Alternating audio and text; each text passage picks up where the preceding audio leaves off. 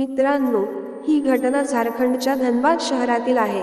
धनबादमध्ये एक कुटुंब राहत होतं. त्या कुटुंबात आईवडील आणि त्यांची एक हुशार, बुद्धिमान मुलगी होती. तिचं स्वप्न होतं मोठं होऊन आपल्या आई वडिलांचं नाव उज्ज्वल करणं आणि समाजासाठी काहीतरी चांगलं काम करणं.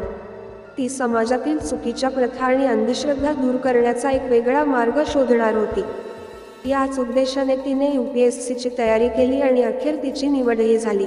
ट्रेनिंग पूर्ण झाल्यानंतर ती घरी परतली. घरी आल्यानंतर तिचे वडील म्हणाले, "बाळा, आता तर तुझी चांगली नोकरी लागली आहे, तुझं वयही झालंय, आता एखाद्या चांगल्या मुलाशी लग्न करावंसं वाटतंय." यावर ती म्हणाली, "बाबा, लग्न तर मी नक्कीच करेन, पण माझं ध्येय पूर्ण होईपर्यंत मी त्यावर विचार करणार नाही. मला आधी समाजात काय चाललंय ते पाहायचंय.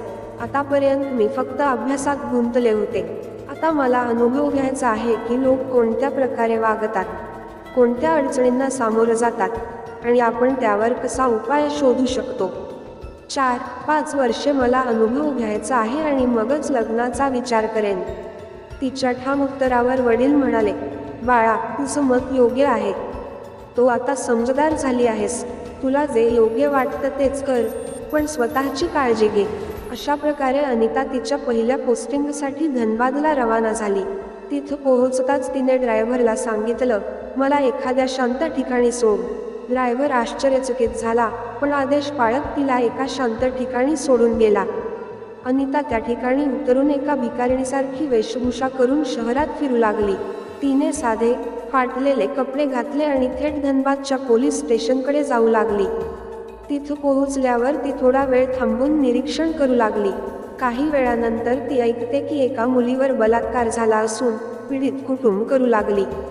काही वेळानंतर ती ऐकते की एका मुलीवर बलात्कार झाला असून पीडित कुटुंब न्याय मिळवण्यासाठी थेट पोलिसांकडे आलं आहे.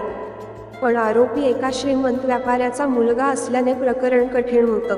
अनिता हे सगळं पाहत होती. तिने पोलीस स्टेशनच्या आत शिरण्याचा प्रयत्न केला. जसेच ती आत पोहोचली, अधिकारी तिला पाहून संतापले आणि म्हणाले, "इथे कशी आलीस? बाहेर जा." पण अनिता शांतपणे सर्व घडामोडींचं निरीक्षण करत राहिली.